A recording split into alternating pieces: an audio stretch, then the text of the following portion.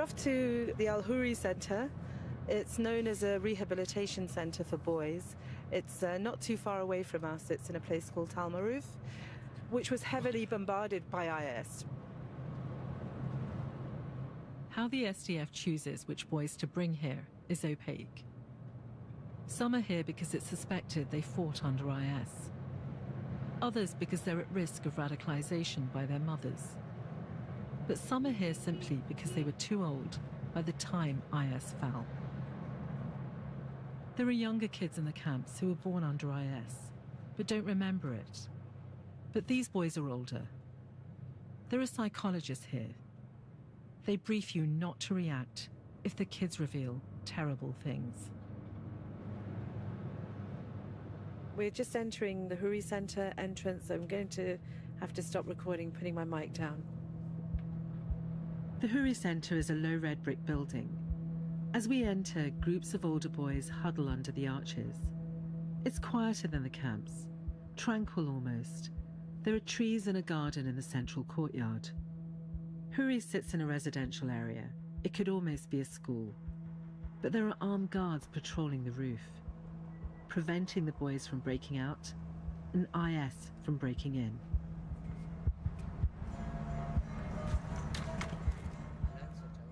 We're not allowed to record here today, so we sit on a low wall and chat with some boys for a while. The conditions here are better than the camps. There are dormitories, lessons, structure. But the boys are alone, away from their families, and they all miss their mums. The boys I'm meeting are from Trinidad and Tobago. The small Caribbean island had one of the highest rates of recruitment to IS in the West. And they tell me about their childhood, carefree days on the beach. And we talk football. The World Cup is on, but the telly's broken. And so, because they can't watch, they settle for playing a match with Juan and some of the other guys. And for a moment, these teenage boys, they're children again. Exuberant, beautiful, free.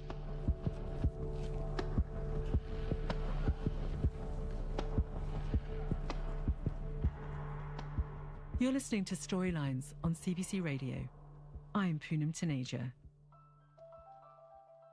I'm in Syria, where thousands of kids who once lived under the Islamic State's brutal regime are now living in limbo.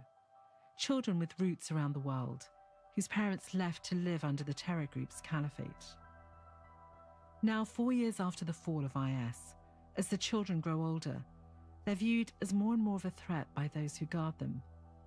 After a certain age, many boys are transferred from the camps to detention centres. Their fate and their freedom, unclear.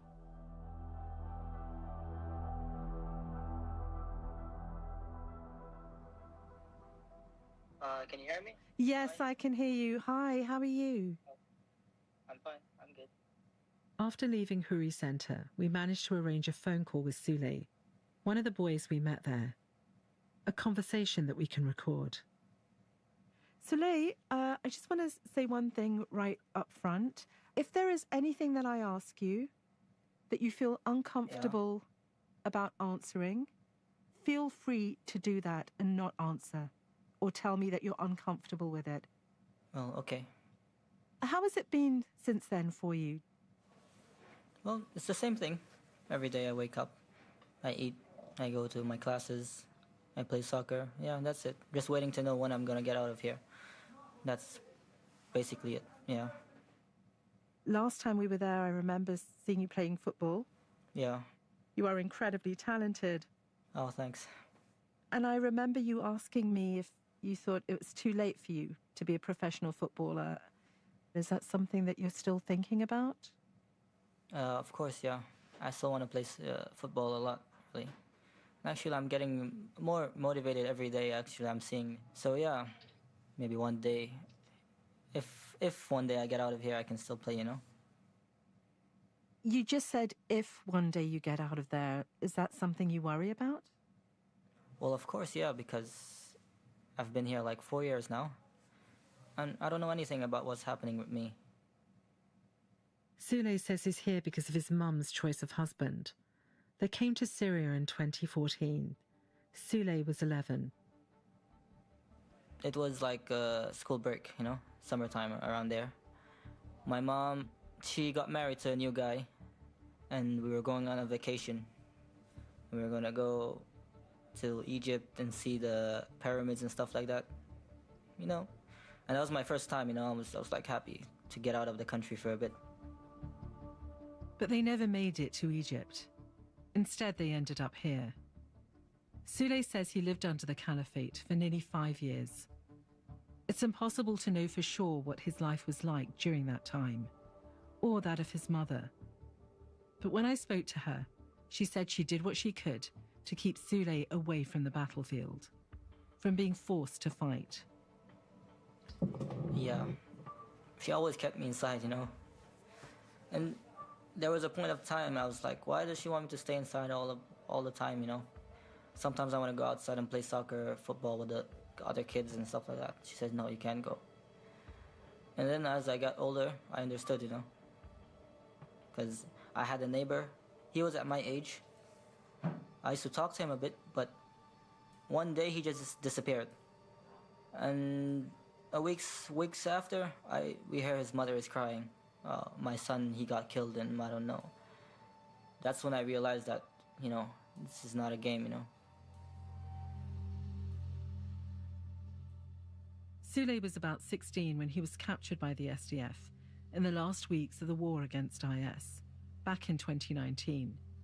He was taken to a men's prison. I stayed there for like 2 months, actually. Yeah, 2 months. And they put me in a room with ISIS soldiers. Like, there was a bunch of older guys, really, really old guys. Some injured people as well. But they're all foreigners, like Russians. There's Russians, one from Morocco. There's one Trinidadian as well. One German. And so coming to the Huri Centre was, I suppose, an improvement, although not freedom. Yeah, it's way better actually, because we can stay outside. We can see the sun. It's so really big difference between here and there, actually, yeah. Sule, I know that you're really close to your mum. How do you feel about the fact that you were brought here? To Syria? Well, that's, I don't know. My mom, every time she speaks to me, she always apologizes to me, She's like, I'm sorry I ruined your life. I brought you here to Syria. Yeah, it's true. My life is almost like half of it is gone, if you can say it like that, my childhood. And I'm still getting older and I'm still here. It annoys me sometimes, but I forgive my mom for everything, whatever she did, She didn't know. She's always telling me I'm sorry and I'm sorry, And I want her to know that I don't blame her as well for all of this that happened,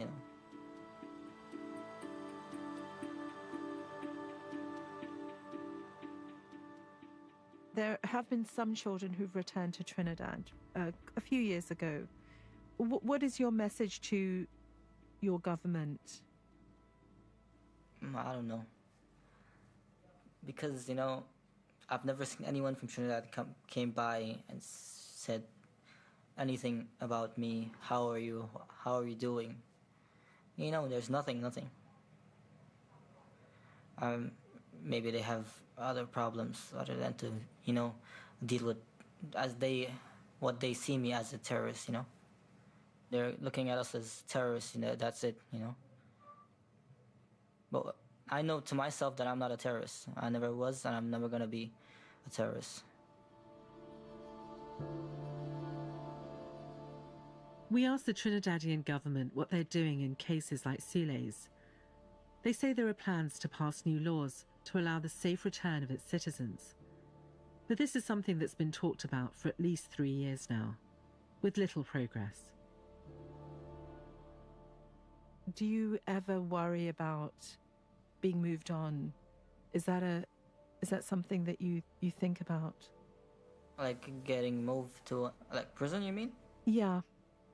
Well, yeah, I'm getting older, And I'm like worried. Like, I don't want to go there. I really, really don't want to go to the big prisons.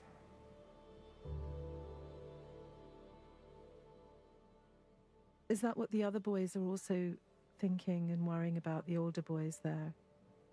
Yeah, everyone is actually thinking about that. Like, they're getting older. What are they going to do if one of us becomes 25, 26, 27? No.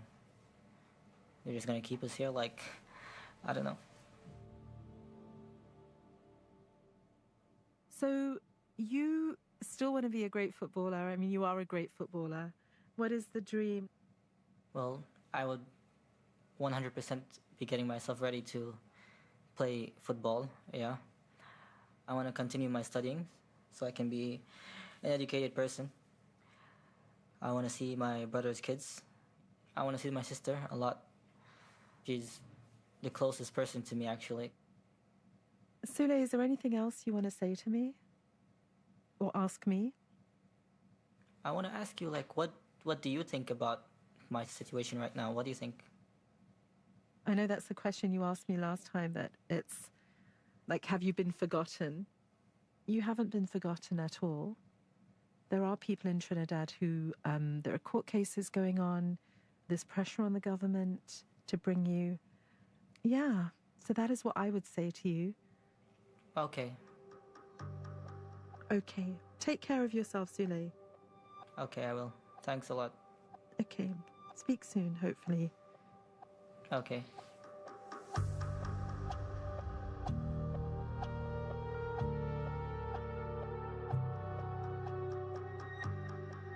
At the time of this interview, it's estimated that there are roughly 600 youths like Sule in prisons and detention centres. And then there are the camps. Of the nearly 8,000 foreign nationals there, the majority are children.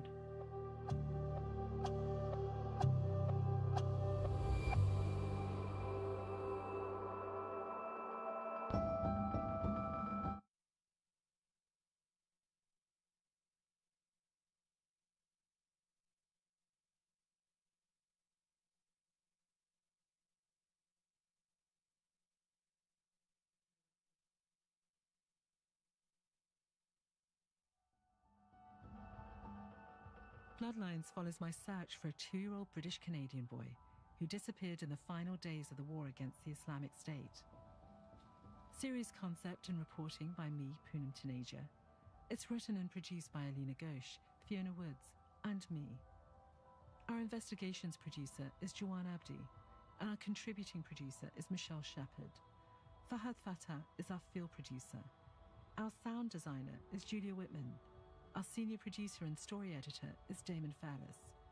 Special thanks to Andrew Friesen. Storylines is produced by AC Rowe. The show is part of the CBC Audio Doc Unit. I'm Poonam Taneja. Thanks for listening.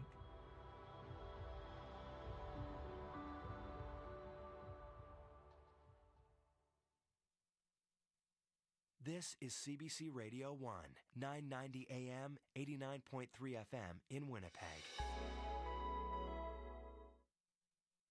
What's up, y'all? It's your man, Mark Strong. Strizzy. And your girl, Gem, the gem of all gems. We're hosting The party, they got to fess up.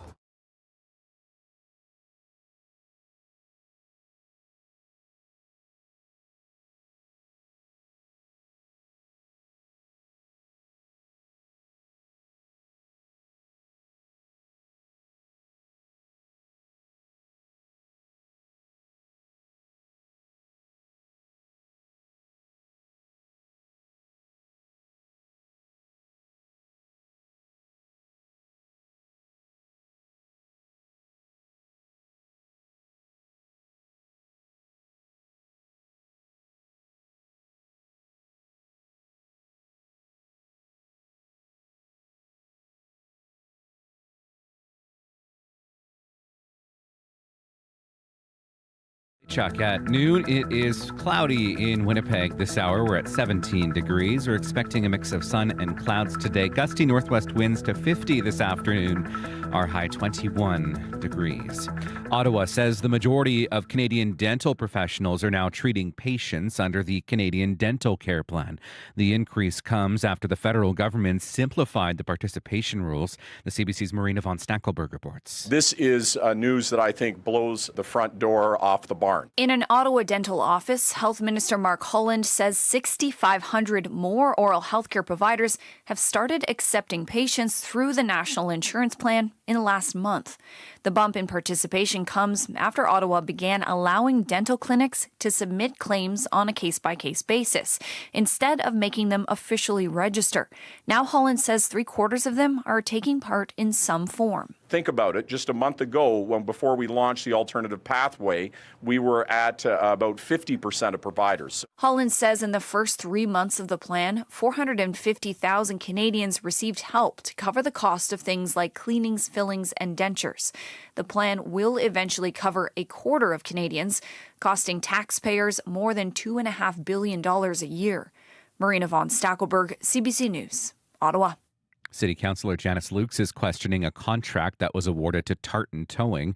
That contract is to tow vehicles for police and comes as Tartan and the city are suing each other over alleged fraudulent charges. A court date has yet to be set for that. Lukes heads the city's Public Works Committee. She says while Tartan isn't banned from bidding, it still doesn't look good. Optically, it looks like, we shouldn't be awarding it to someone we're in litigation with, but we live in Canada. They're innocent until proven guilty. And maybe they are innocent and everything is fine here.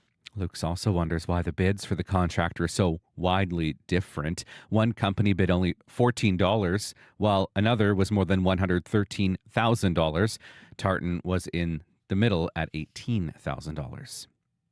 3 people are dead and 4 more are injured after 2 related crashes on Highway 6 near Grand Rapids. Patrolling RCMP came across the scene Monday afternoon. An SUV and a minivan and a handy van crashed head-on. A 42-year-old woman in the minivan died. A 23-year-old woman in the SUV also died. In the 7 hours that the highway was closed, a northbound SUV's battery was drained and wouldn't start. That's when RCMP say a southbound pickup turned around to help. All of the occupants of both vehicles were standing on the side of the road when a van pulling a trailer ran into the pickup, which then hit the SUV and hit 2 of the people standing outside. A 33-year-old man died there. The federal NDP want the Elections and Ethics Commissioners to investigate what may be a bot campaign. A wave of social media activity posted suspiciously similar messages about a Conservative rally in Northern Ontario last week. And some of those accounts were registered outside of Canada. Janice McGregor has the details. This looks pretty sketchy. Jagmeet Singh thinks Pierre Poilievre has some explaining to do. And if it is a Conservative party, they got to fess up. Or is it foreign interference? Either way, we need to know what it is. It's quite serious. The Conservative spokesperson, Sarah Fisher, says the NDP's spreading baseless conspiracy theories. She says her party doesn't pay for fake supporters and they've no idea who's behind this. She also points out that similar accounts have promoted the Prime Minister's messages too. The Liberal Party told CBC it doesn't hire online bots either. There's a lot of questions that have to be asked about the forces that Pierre Poilievre is playing with. Minister Mark Holland says these fake posts overwhelm the internet and undermine our democracy. To give an appearance of a particular opinion or a consensus around something that simply isn't true. Even if officials agree to investigate, it's hard to hold anonymous offshore users accountable. Janice McGregor, CBC News, Ottawa. The Canadian government has updated its travel advice for people visiting the United Kingdom. It is now warning citizens to exercise a high degree of caution while there. The advice was updated in response to ongoing demonstrations across the UK and the violent clashes between police and far-right protesters. It is a strange feeling when your very sense of belonging is questioned. That is the former First Minister of Scotland, Husma Yousaf. He says the anti-immigrant riots that have been happening over the past week are making him rethink his future in the UK. Far-right organisers led protests across Britain and Northern Ireland, often targeting hotels, housing migrants and refugees. I'm about as Scottish as they come. Born in Scotland, raised in Scotland, educated in Scotland. But the truth of the matter is, I don't know whether the future for me and my wife and my 3 children is going to be here. He says he is worried about the anti-Muslim, anti-migrant language that is being normalized in British politics. And in Paris, one of Canada's Olympic track medal hopefuls has been dealt a painful defeat on day 12 of the Games. Mo Ahmed won silver in the men's 5,000-meter race at the Tokyo Olympics. Today, he fell during an early heat, stepping on another runner's ankle. Several runners fell in that race. Referees allowed 4 of them to qualify for the next heat, but Ahmed's appeal has been declined. And that is the CBC News from Winnipeg. I'll be back at 12:30 with your next local news. A high of 21 today in Winnipeg, 19 in Brandon, mainly cloudy skies. Clearing later on this afternoon. And in Thompson, we're looking at a mix of sun and clouds today, and 19 on CBC Radio 1.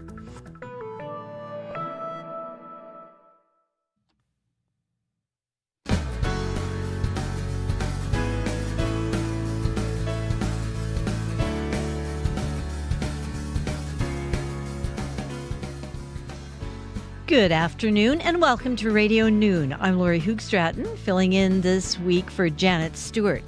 Lots coming up on the show today. Want to let you know what's coming up, especially after the 12:30 news in the call-in portion of the show, where I hope you'll call and chat with us because it's Folklorama this week and next. We want you to share your Folklorama experiences. Maybe you were a dancer back in the day, or a server, or a happy customer, or a volunteer. We want you to share your stories, your tips, your memories. Give us a call, 204-780-0893. But coming right up, Manitoba's Keystone agricultural producers are heading up a national roundtable aimed at protecting all of Canada's soil. We'll hear what's at stake.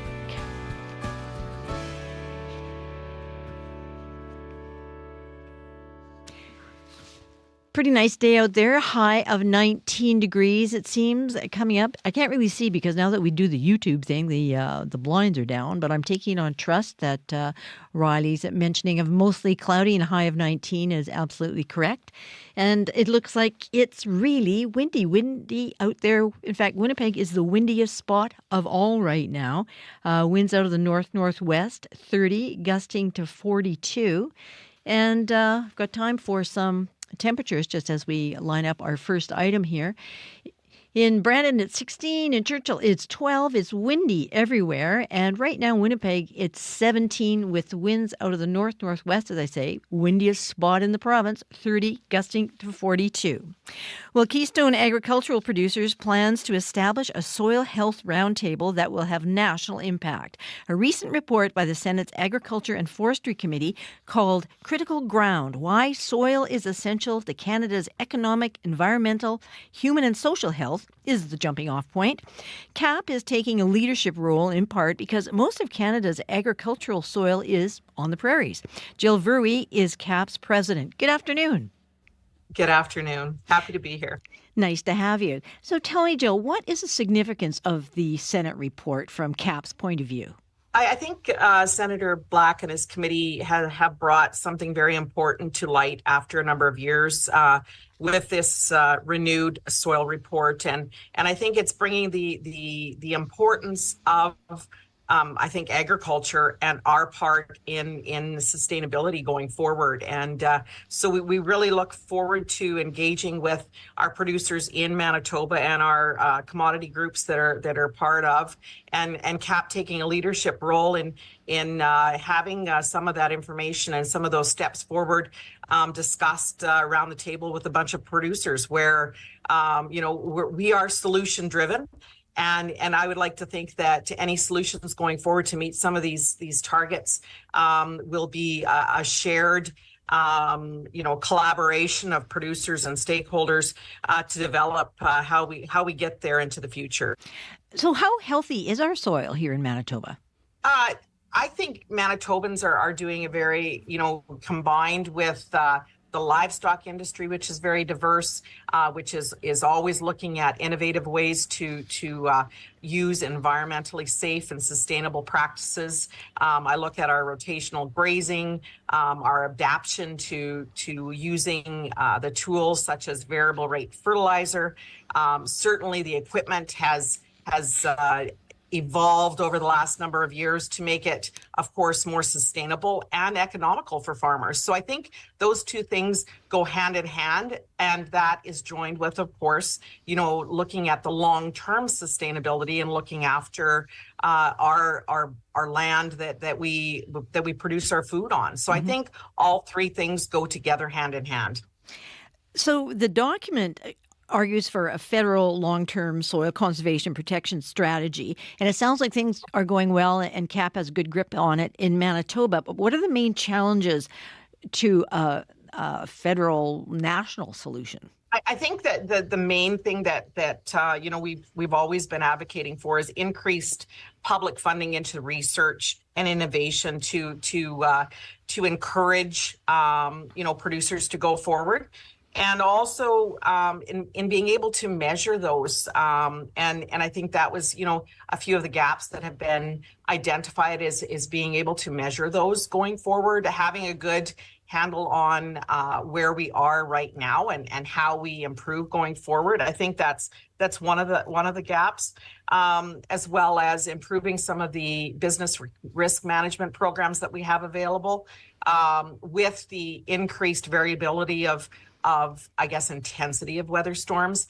I think that the main thing that hits producers is the inert financial risk is so much greater compared to the generations before us.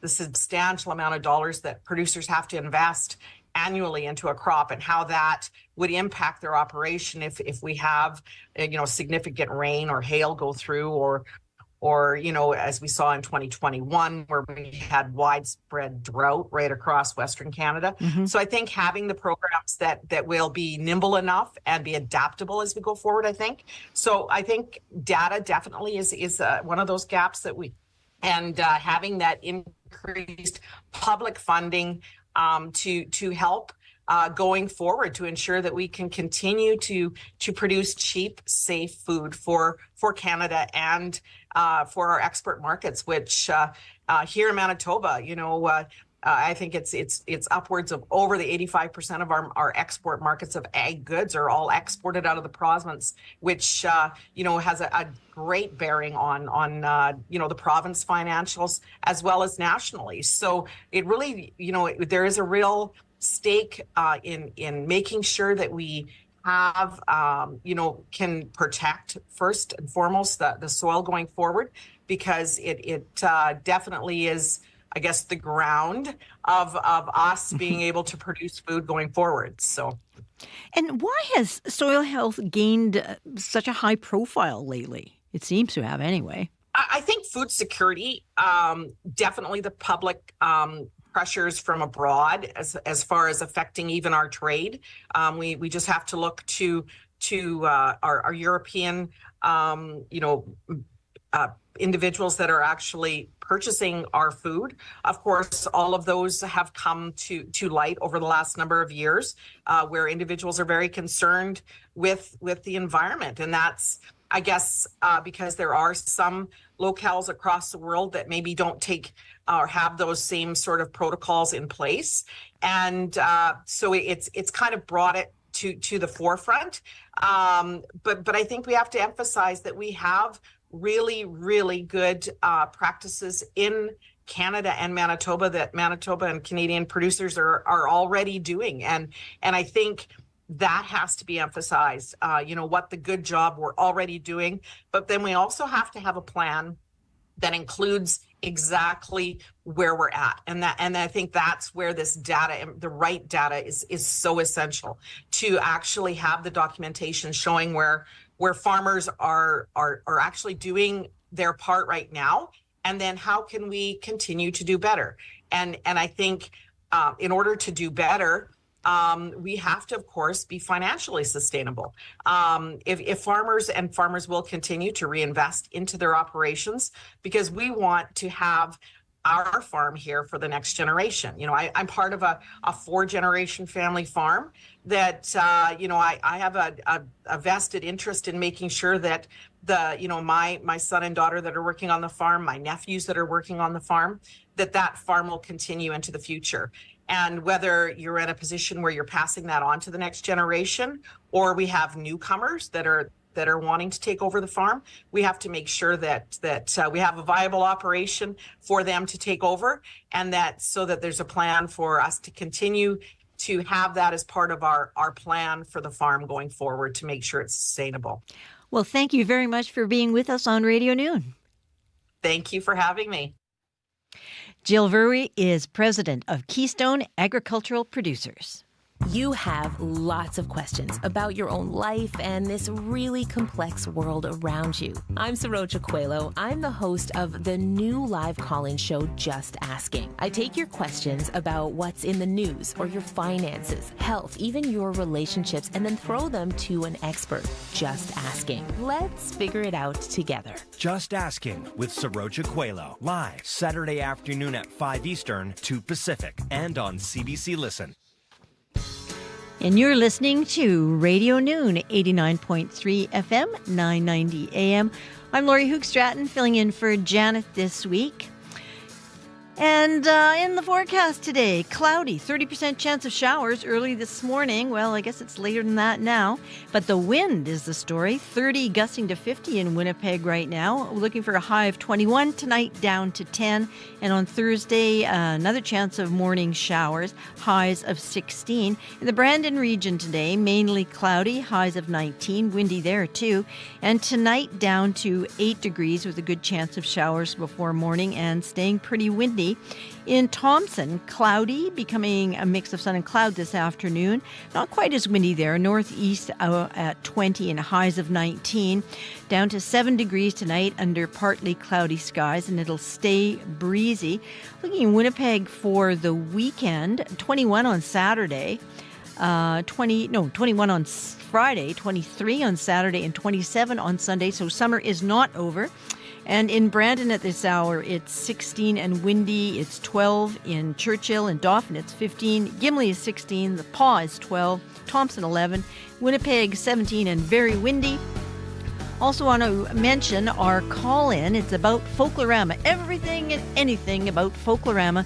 Give me a call after the 12:30 news, 204-780-0893. Be lovely to chat with you.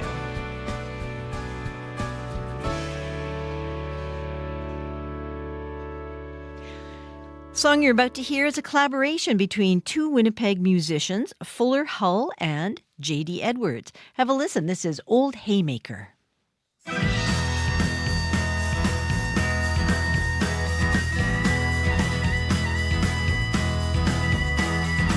Hear that farmhouse spit? You know I love the sound of it. We'll get this old case humming soon. New Holland 276. It works just fine, just needs a little fix. Well, small square bales tight and true. It's an old haymaker. Old haymaker.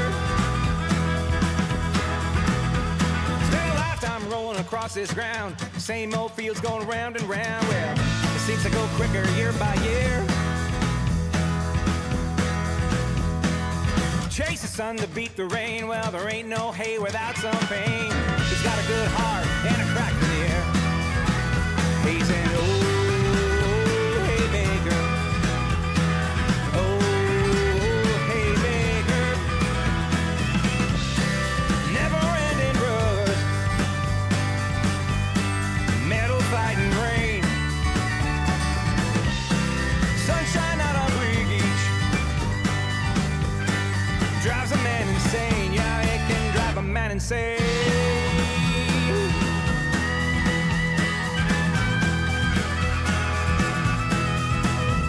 When the moonshine makes everything so clear, and you got yourself grinning from ear to ear, the hayfield seems miles and years away. But the morning comes early, and so do the chores. Got a head full of pounding and a bit of remorse. Well, the rooster crows, it's a brand new day. Oh, haymaker. Oh, haymaker. Never-ending rush. Metal fighting rain. Sunshine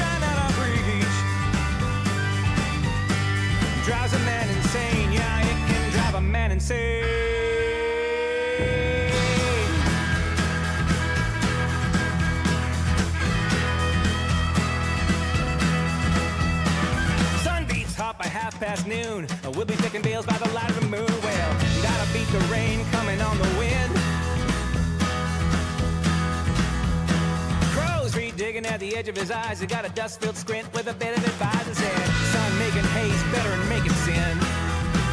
He's an old haymaker. Old haymaker. Never-ending rust. Metal fighting rain. Sunshine out on Green Beach. Drives a man insane. Yeah, it can drive a man insane. Fuller Hull and J.D. Edwards. That was Old Haymaker, and it certainly picked up the pace in here. You're listening to Radio Noon at 12:21. I'm Laura Hoogstraten, filling in for Janet Stewart this week. Conservatives are denying they're behind a series of bot posts. The nearly identical posts flooded X following a Pierre Poilievre rally in Kirkland Lake. The NDP is calling for an investigation by Elections Canada, and Health Minister Mark Holland says they have legitimate questions. You go online, I don't stay very long. It's pretty toxic, and we wouldn't talk to each other on the street like that. And there are certainly forces in the world that are autocratic and seek to undermine democracy, who want to fuel divisions that are between us and get us to talk to each other in incredibly disrespectful and cruel ways. I think whether or not it's a bot or a human, when somebody is speaking without humanity, when somebody is hiding behind, username 12768, and they give you their opinion, and that opinion is toxic and makes people feel bad, then we have to think about as a society why that's allowed. It took us a long time with newspapers and television to figure out, how. Oops, technical difficulties there. We're never going to hear the end of that sentence. You're listening to CBC Radio Noon at 89.3 FM, 990 AM. There are gremlins running around in the studio, much to the distrust of everybody here. Oh, people are jumping up and down, but we're going to get it fixed. Don't worry. And in the meantime, we'll listen to Boy Golden this way.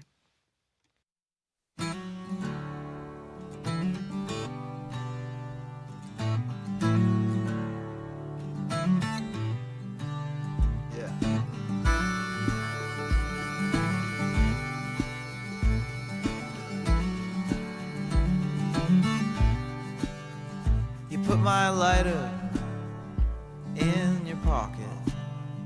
You said you had one once, but you must have lost it. I said that's how it goes, with love and lighters and friends and bands. And to tell the truth, I just came across it. It wasn't really mine to lend, but now it's yours.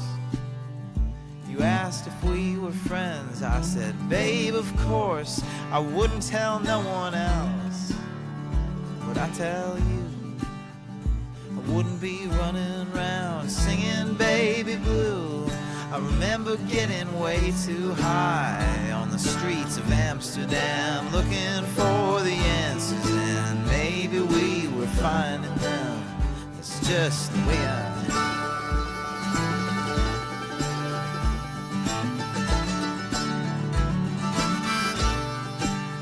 That's just the way I am, but maybe I'll change. Everything else does, so why not me? You finished your smoke, you kissed my cheek, told me you were leaving for the week. And there's a man in another city, and he makes you smile, and when you smile you're pretty. I mean you're pretty all the time, but I know you know that. Well, I held your hand as we were walking home. I was looking for a song. You wrote me. And now it's time for your Olympic report.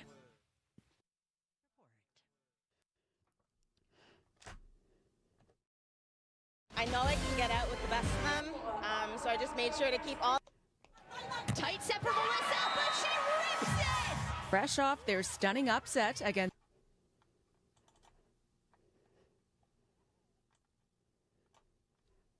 It was billed as the men's 5,000 meters.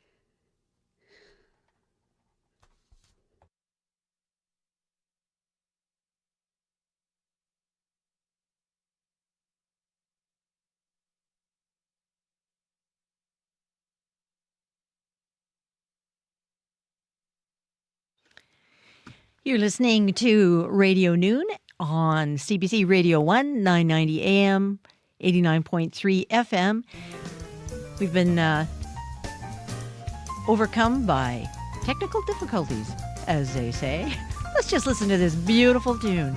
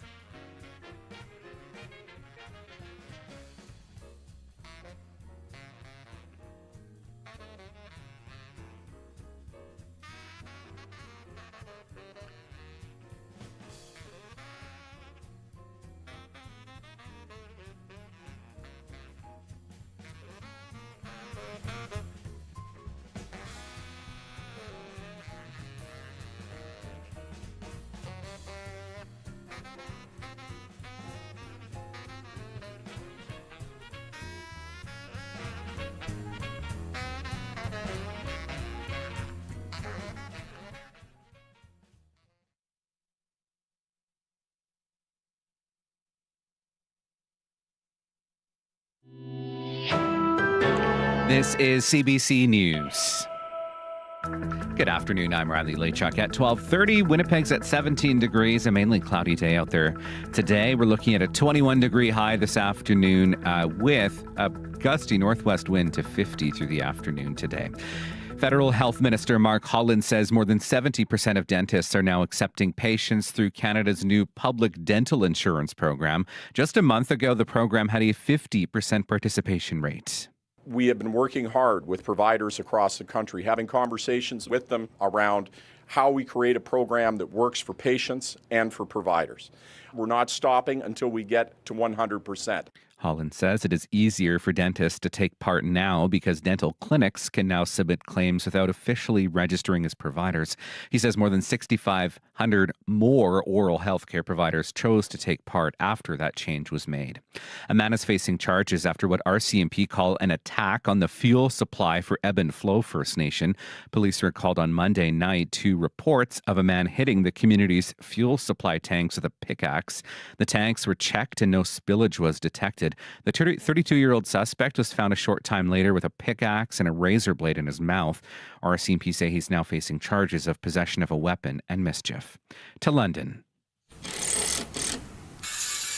Shops are being boarded up as residents and police prepare for another night of violence. It follows a week of rioting fueled by misinformation over a stabbing attack against 3 young girls.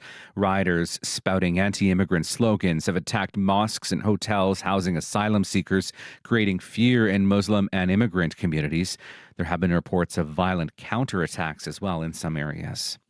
3 people are dead after 2 related crashes on a Manitoba highway. RCMP say a minivan and SUV collided Monday on Highway 6 south of Grand Rapids, killing 2 women and injuring 4.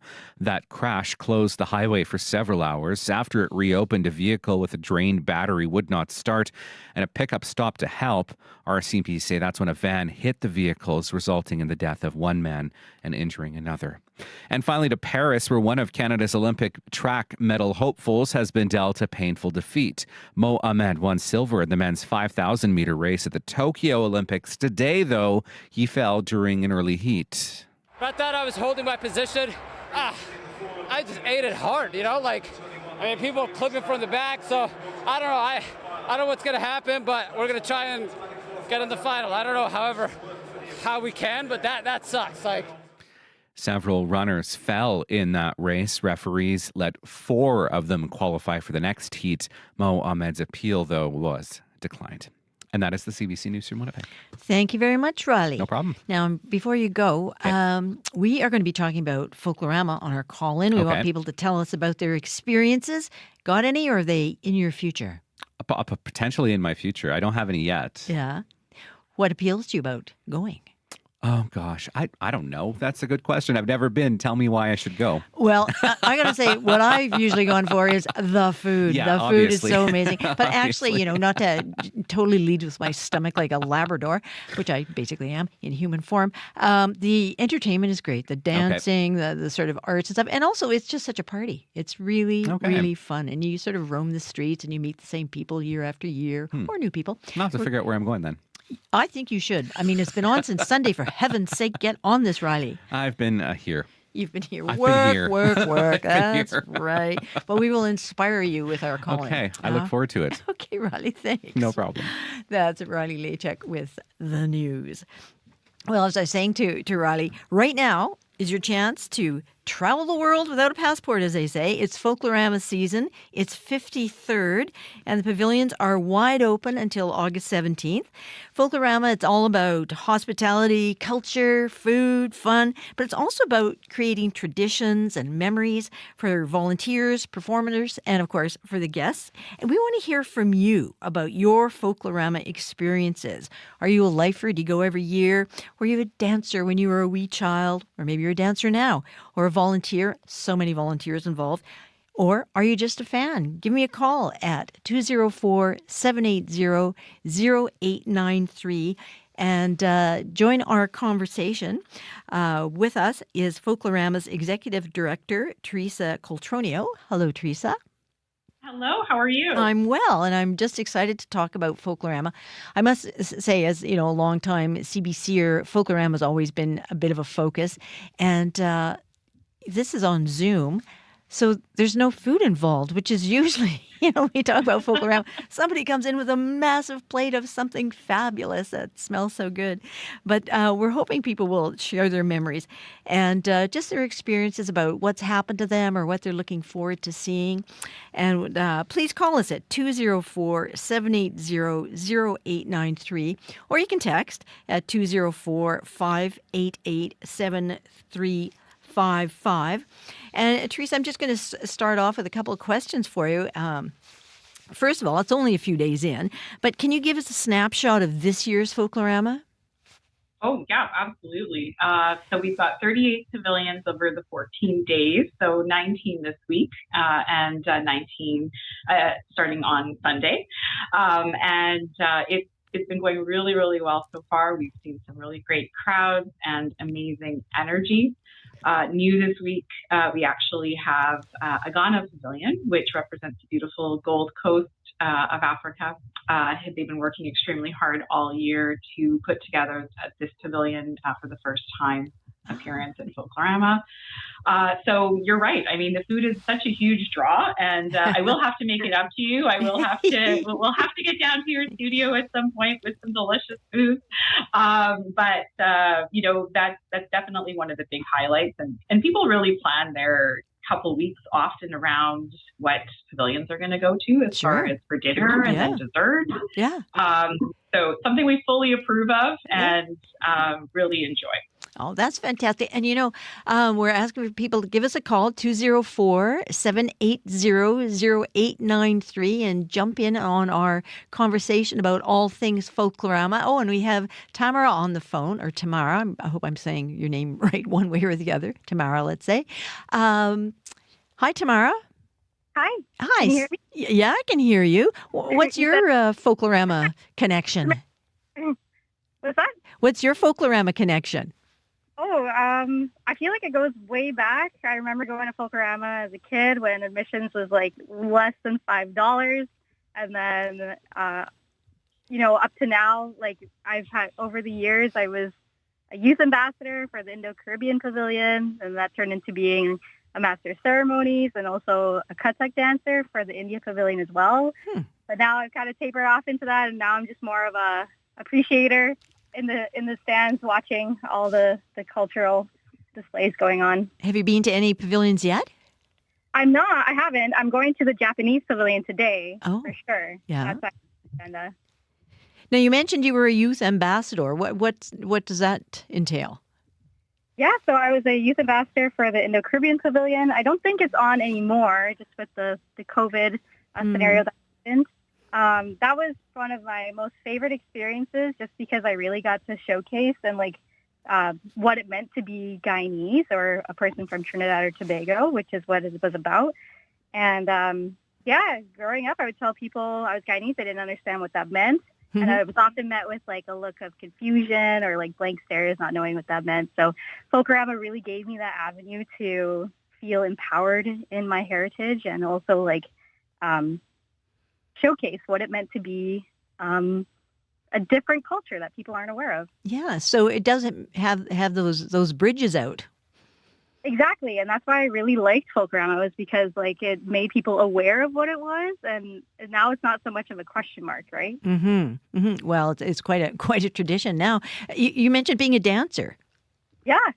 So part of that heritage was classical Indian dancing. So I used to partake in Kathak dancing, and I would do that with my class, or my group that I graduated with at the India Pavilion. Mm-hmm. And that's also such a fun time, because I don't know if have you ever been to the India Pavilion before? I have, yes. Okay, yeah. It's very fun. You get all breadth of Punjab, and also Springs Church has its own performances as well. So there's so much breadth to that pavilion, and not to toot its own horn, but I think it was a really good showcase of what it means to be Indian as well. Oh, fantastic. Well, you were a youth ambassador, and now you're a grown-up ambassador. Thanks very much for kicking off the conversation.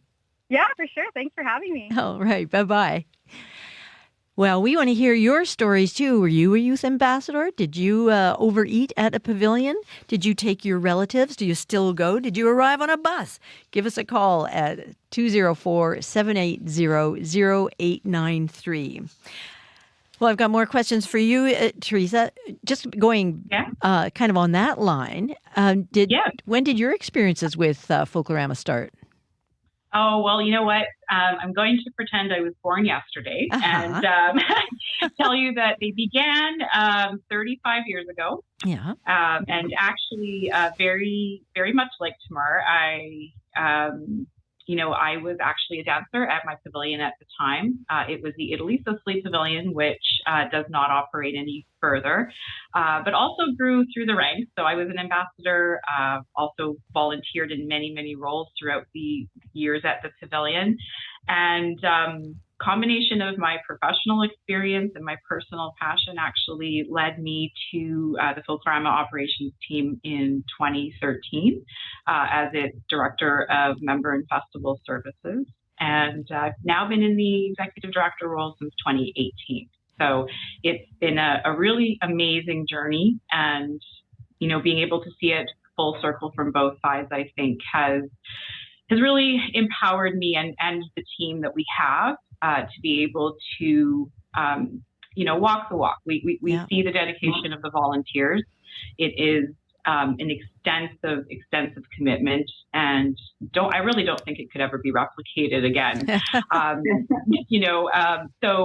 But we understand, and truly, genuinely, we do understand. So I think that that's also really helped us to evolve the organization over the years and to make those connections with our community. The virtual starting in the mailroom gives you a certain amount of insight into the whole operation. We have Viola on the line. Hi, Viola. You've been to a few pavilions this year? Yes, I have, to 6 of them, and I will continue. I'm a big fan, have been since the 70s. Oh. And when I used to be a shift worker and I'd be working evenings, I'd head over to one for my supper. Oh, nice. It's been, it's a wonderful experience. Sure. I go for the entertainment, and it is incredible, and it's improving as the years go by. The quality of the costumes and the dancing and the music is just thrilling. So tell us a bit of what you've seen so far. I went to Cuba, Ghana, Ireland, Poland, Indigenous, and Mexican already. Wow. And they're lovely. Every one of them have special features that are just remarkable. And you plot it out a certain way so that you go for the entertainment at one and the food at the other, or do you experience them all? Well, it's the entertainment that's my focus. Mm-hmm. I do sample the food and that, but it's the entertainment. So I want to get a good seat. I take pictures. I have a good time. Oh, that's fantastic. And you're going to more? Oh, yes. Oh. There's lots more to get to. Well, it sounds like, what's your big tip for somebody who's never been before, like Riley Lachuk, who we were hoping might go this year? What's your number one tip for getting the most out of it? Get in early and get a good seat. Yeah, good advice. Thank you very much, Viola. Very nice of you to call. Thank you. And we'd like to hear from you. Goodbye. We'd like to hear from you as well. 204-780-0893. What memories do you have of Folklorama, or what's your future with Folklorama? Tell us if you were a volunteer or you had something amazing to eat, or if, as Tamara was saying, she was able to sort of open a window onto her own culture for lots of other people by her own involvement in Folklorama. 204-780-0893. And with us right now is Teresa Coltronio, who is the executive director, having come up through the ranks, as she said herself, and we have her with us to talk about Folklorama. Now, Teresa, it's the 53rd year. Can you just kind of sketch in the very early days of Folklorama? How was it invented? What happened? Oh, yeah, absolutely. So Folklorama actually wasn't supposed to happen more than once. It was supposed to be a one-time celebration in 1970. I believe it was for the province's 100th. And then Mayor Stephen Juba got together a group of like-minded individuals who were steadfast and proud of celebrating their cultures. And they developed this little festival where you could go to different venues, and a silver collection was taken at the door, and there was obviously a sharing of food and beverage and traditions and dance, very similar to how we see it today. And there were 21 communities that participated in 1970, and I believe that my numbers are right. The attendance was just over 70,000 visits. So you can fast forward to today. 2019 was our 50th. So like you said, we're in our 53rd. And we range from anywhere from 35 to 45 pavilions on an annual basis. Pavilions, actually, those communities decide whether they have the capacity, be it volunteer capacity, et cetera, to participate on an annual basis. And if they feel that they're in the right position, then they do. So those numbers always vary based on that. Mm-hmm. You know what? We had over 300,000 visits last year. So we've grown in leaps and strides. We've gone from silver collection to digital ticketing, which has really mitigated some of the concerns in the past of showing up to a show and not being able to get in. Yeah. People, they can buy their tickets online in advance, and they know they're guaranteed entry. So that has really, really changed things dramatically for us. Tell me a bit about volunteer participation. Like how big a factor is that for Folklorama? It is the factor for Folklorama. We have a small staff. So our year-round team is 12 of us, and really dedicated just to festival operations. It's a team of 2. So they work with all of these numerous communities. I believe that we, during just the festival last year, we clocked over 16,000 volunteer shifts. So whether that be one person doing a couple shifts or 16,000 unique individuals, it's a lot of time. But that's only during those 2 weeks of the festival. Truly, we begin before we even end. We're already in the process of cleaning up and getting ready to launch our 2025 pavilion applications for people to apply, and those will go out in mid-September. And that's when their work begins. It begins all over again, from putting together, all year round. They put together a business plan, they submit budget information and everything else, and we go through a licensing process with each community. And then our meetings start early in the year, January, February, where we start to work with pavilion coordinators who are really the liaison and the lead in each pavilion. And then they in turn turn around and they have a huge committee of individuals who take chairperson positions and numerous volunteers who execute their operations. So it's gigantic. It truly is. And they're amazing. Did you say 300,000 visitors? 300,000 visits. Visits, yeah.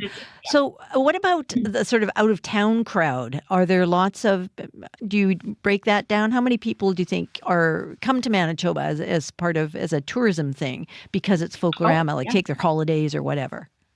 Oh, yes. Tons of people do that, actually. I think the last year between international and USA travel, it was about 15% of our visitors were from out of province. Okay. So it's definitely impactful. I believe that we actually, our latest economic impact study was done in 2023, and our net GDP contribution was just over 11 million to the community. So it definitely is a cornerstone of tourism, definitely a tourism anchor in the city. And we're seeing a lot more uptick now that the pandemic is over, and the American dollar, for instance, is still quite strong. Right. Yeah, we definitely have quite a few out-of-towners. Well, and before I let you go, I was asking some of our callers for their best tips for navigating Folklorama. What's your top tip? Well, my top tip is to check out the travel guide. Look at the map that's included in it, and basically to plan 2 or 3 pavilions based on different clusters. So, the pavilions are really set up very nicely where you can get to a pavilion within, 20 minutes from each other, some even closer. So definitely start there, pick an area of the city and do a little bit of pavilion hopping. And then if you plan to do a lot of pavilions, we have a really, really great discounted admission vehicle. It's the Vicar Automotive Group Multi-Pack. And you get a little bit of a break on 10 tickets. So it's always great to purchase one of those and then pick the pavilions you want to go to and just do your pavilion hopping and enjoy everything that Folklorama has to offer. Well, and as the executive director, do you ever get to go to any of the pavilions? I do actually. I've been to every pavilion several times. Some years it's different. It just depends on, if there's an unexpected emergency of some sort that I need to attend to. But, I've been here 11 years, and so far over 11 years, I've only missed 3 pavilions. So it's a really, really an interesting test of fortitude to get to all of them. But you know what? In all honesty, that is truly where I become energized to see what the communities are doing, to see the volunteers in action, and really just their pride in welcoming people into their space to learn something new, or, like Tamara said, to bridge that gap where people may not, for instance, be comfortable participating on an ulterior basis. Folklorama gives people an opportunity to step into something that they've wanted to experience, but maybe perhaps were a little bit hesitant to do so. So I love to see the pavilions in action. Oh, that's lovely. And as with our caller, Tamara, your youth ambassador training is standing you in good stead. You can really tell how keen you are and how enthusiastic you are. Thanks so much for being with us, Teresa. Oh, thank you for having me, and happy Folklorama. Bye-bye. That's Teresa Colcioni, and she is the executive director of Folklorama, and she joined us by Zoom. You're listening to Radio Noon, and we've got time to get a tune in before the end of the show. This is Indian City, The Best.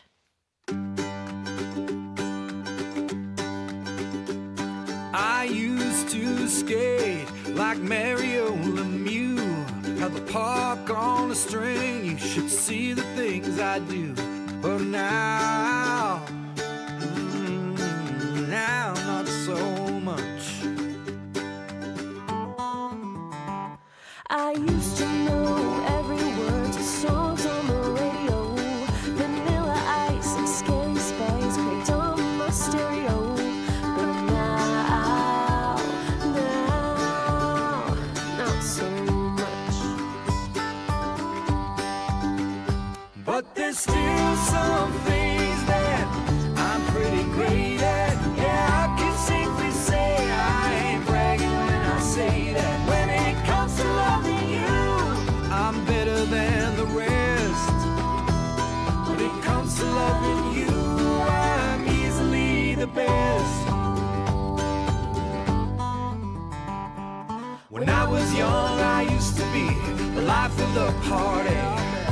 All those 80s rock stars had nothing on me. But now, not so much. Not so much. But there's still some things that I'm pretty great at. Yeah, I can safely say I ain't bragging when I say that. When it comes to loving you, I'm better than the rest. When it comes to loving you, I'm easily the best. Easily, I'm easily the best. Easily, I'm easily the best.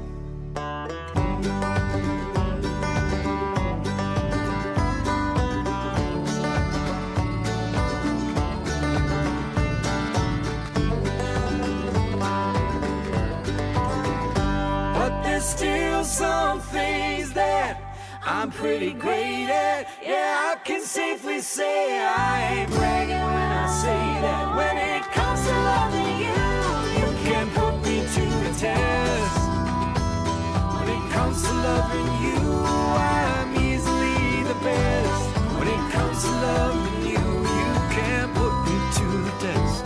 When it comes to loving you, I'm easily the best. That was Winnipeg supergroup Indian City with The Best. Good tune. You're listening to Radio Noon at 89.3 FM, 990 AM. I'm Laura Hugh-Stratton. Well, it's another gold medal in the hammer throw for Canada, this time in the women's event. In case you missed yesterday's excitement, Cameron Rogers of Richmond, BC, joined Ethan Katzberg in gold for Canada. It's the first time gold for Canada in both hammer throw events. And here's what it sounded like at the Olympic Games, Paris 2024. Richmond, BC's Cameron Rogers. And this is her 5th round attempt. Second last throw in this women's hammer throw final. She's currently in second place, 4 centimeters behind the American Annette Ichikenwoki. Cameron Rogers now winding, whipping, top speed, lets it fly. Look at the arc. Oh, it's a massive throw. She's got the lead. Whoa. And Ichikenwoki has been soured by that, no question. This is the Cameron Rogers we know, 39 degrees, over 100 kilometers per hour. Cameron Rogers goes into the lead by over 1.5 meters. Strong throwing in this 5th round, and all business. She has another throw left, but her coach Mo reacts accordingly. A strong effort, 76.97 for Cameron Rogers to go into the gold medal position. Cameron Rogers, last in the order, watching the American Annette Ichikenwoki, her 6th round throw. She has a seasonal best of 75.48. She needs more here. Letting it fly, it's a flat throw. No, not even close. And so the gold medal will be won at these Olympic Games by Cameron Rogers. First time a Canadian woman has won Olympic gold in the hammer throw. And she'll join Ethan Katzberg, who did the same in the men's hammer throw final. Well, that was from the Olympic Games, Paris 2024. Canadian Cameron Rogers winning gold in the hammer throw. It was great to have that bit of Olympics on because, as you may have noticed, we kind of choked on the Olympic update at 12:30. So look, you get some Olympic stuff. This is what Corey Funk pointed out to me when we were going, oh no, gremlins. And he says, listen, here's the hammer throw. I think probably former Olympian Chloe Friesen joins me in the studio now. Not quite. Weren't you on the volleyball team for the Olympics? I not at the Olympics. My highlight was I got to represent Manitoba. I was on Team Manitoba when I was a teenager for volleyball. So not quite Olympic level. Wasn't Team Canada or anything, but I was happy to rep the Bison. Yeah, rep the Bison. Mm-hmm. That's sports talk, right? Sure. Yeah. Well, and you're hosting Up to Speed this afternoon. So what's on today's show? It's not about bisons, but it is about a dog and a dog rescue. We're going to hear from a keen-eared New Zealander who heard a weak whimpering from a Manitoba riverbank only to discover a big white dog stuck in the mud, pinned under a log. We'll hear what happened next. You have to stay tuned. I'm going to leave you on that cliffhanger. You're going to hear what happens on Up to Speed. I hope it has a happy ending. It does. It does. I'll give you that. Okay, thank you. That's Chloe Friesen. She's in the host chair today on Up to Speed, and you can join her and the rest of the crew from 3 to 6. And I'll be back with you again tomorrow. Apologize for the little gremlins, but, that's live radio for you. Sometimes it works, and sometimes you have to be like that little duck, smooth on top of the water and your little feet paddling away underneath. We'll talk to you again tomorrow. Enjoy the rest of your day. Bye-bye.